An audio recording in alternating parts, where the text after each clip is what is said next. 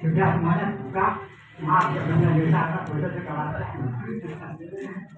Marilah kita bersama-sama bicara bersama Mbak Kobe. Siap-siap ya. Gusti yang Maha Suci, sesembahan kami, pepujian kami, jimat kami, sesembahan segala makhluk yang ada di dunia maupun di dunia lain. Semoga air suci dari ibu bumi bisa menghancurkan penyakit di dalam organ kita.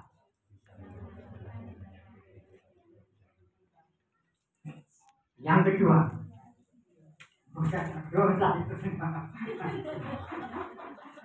jadi selanjutnya dari kata melo. Berapa kali kemudian kan? Yang kedua, nyebut nama ibu bumi. Ibu bumi yang menghidupi segala makhluk hidup di seluruh dunia. Ku minta air suci dari ibu bumi. Semoga menjadi obat penghancur penyakit di dalam organ kita.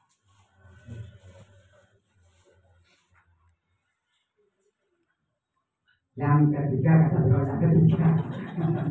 yang ketiga, pokok alam yang mengawasi kita, perbuatan kita, jelek maupun baik, sudah tercatat di kitab alam. Semoga air suci dari ibu bumi bisa menjadi obat penghancur siksaan penyakit yang ada di tubuh kita. Yang terakhir, yang waktu. Semoga air suci dari ibu bumi bisa menjadi obat penghancur siksaan di organ kita. Putarlah dengan cepat organ kita biar cepat sembuh dan sehat. Berilah kita kekuatan, kesehatan, rezeki, panjang umur. Inilah doa saya. Semoga doa ini diterima oleh Gusti Kang Suci, Gusti Yang Maha Bumi Bumi Pewalang. Semoga obat ini dari air suci bisa menghancurkan siksaan penyakit yang ada di tubuh kita bersama. Saya tidak sering sakit sama. Inilah, maka biar paham. Kalau di tempat aku berarti tidak salah langkah. Apa yang dikatakan seperti itu.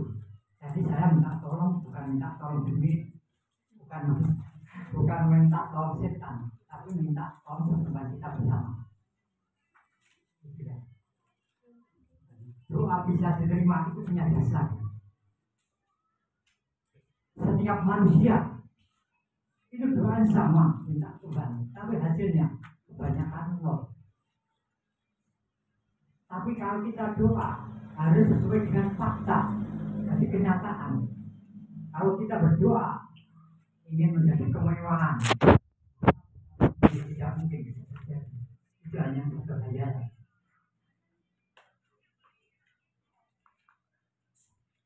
Kalau berdoa sesuai dengan kenyataan, misalnya kita sakit, belum sembuh, terus berdoa minta tolong kepada Gusti Allah saja cukup.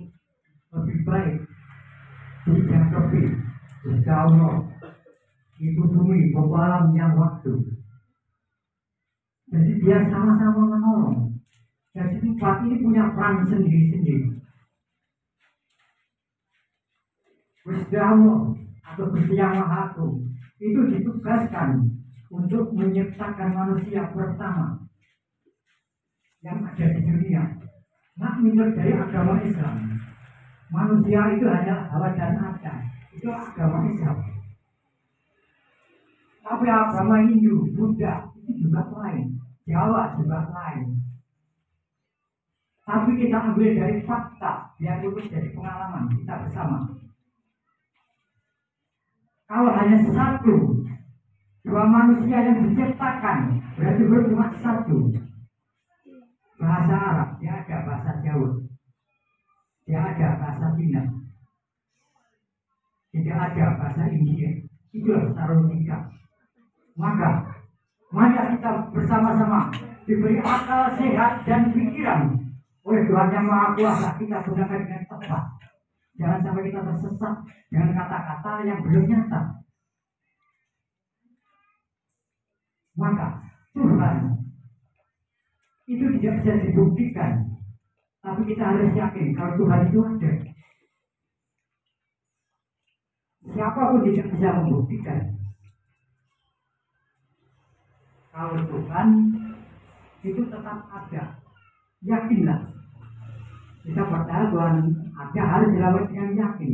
Yakin itu percaya diri, tapi biar lebih mantap. Kalau Tuhan untuk menciptakan manusia, itu juga perlu proses. Diambil dari apa? Mungkin ada yang bisa menjawab. Mana Pak Mat? Mas-matnya ada mas-mat. Di sini yogane terpuji. Mas, datang ke sini Mas. Kamu kan sudah SMA di pondok, kuliah sampai di pondok. Ini aku akan bertanya untuk tukar pengalaman. Mas, kesini. Ngomong sih. Ada pertanyaan.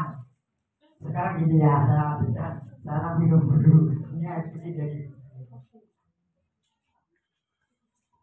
Kita lanjutkan. Tuhan menciptakan manusia diambil dari ibu bumi. Itu juga berproses, dibentuk oleh manusia, betul seperti manusia, tidak lantas jadi tidak, diproses. Yang benar siapa waktu? Tuhan untuk menciptakan manusia bentuk dari boneka, akhirnya dia juga mengambil dari air, juga dari ibu bumi. Diambil napas dari mana? Dari pokok alam. Dikasih napas, biar bisa bergerak. Semuanya berproses. Kalau penyakit juga berproses. Tidak langsung jadi. Maka marilah kita pahami benar-benar. Maka Tuhan sebelum manusia diciptakan, yang diciptakan pertama itu hanyalah neraka dan surga. Maka manusia hidup dari dua kekuatan, aliran neraka juga aliran surga, tergantung kita memilih. Tuhan tidak mau mengingatkan Anda semua. Dasarnya apa? Tidak mau mengingatkan, tidak mau menyalahi aturan sendiri. Itulah. Jadi kalau manusia ada kesombongan, kebersihan, keserakan, itu sudah biasa. Seperti di tubuh kita ada garis yang rusak. Garis benar dan rusak tidak akan bisa hilang sebelum kita mati. Itulah faktanya. Maka marilah kita belajar dengan fakta dan kenyataan. Kalau kita doa, kita bisa diterima oleh Tuhan Yang Maha Kuasa. Ada 2 poin saja cukup. Tidak perlu banyak langkah. 1, ilmu pengetahuan yang dinamakan pengertian. Pengertian inilah yang akan membuat kita sadar dan menyadari hidup kita sendiri. agama kita sendiri. Kesadaran inilah yang akan menuntun kita bersama dicintai, disayang oleh Tuhan Yang Maha Kuasa.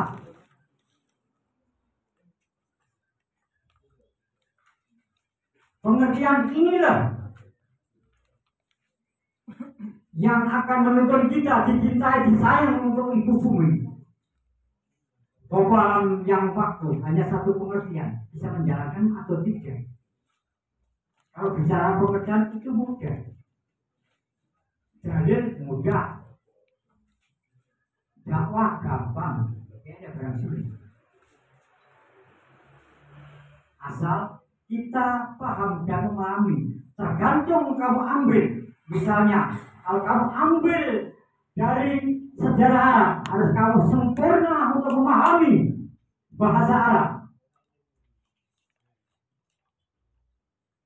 Kalau kamu ambil dari Buddha, kau harus paham, memahami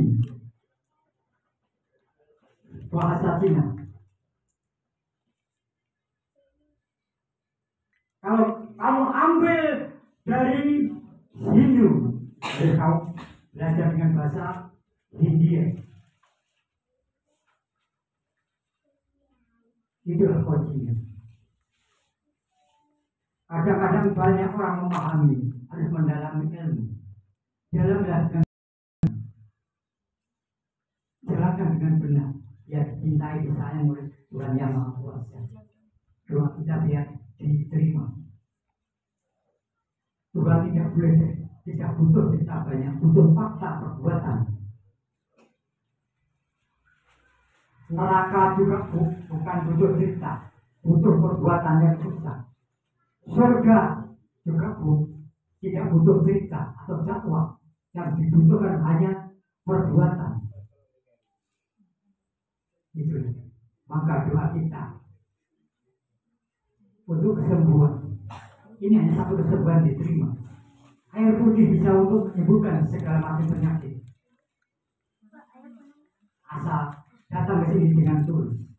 Maka siap-siap nanti siapa yang sakit akan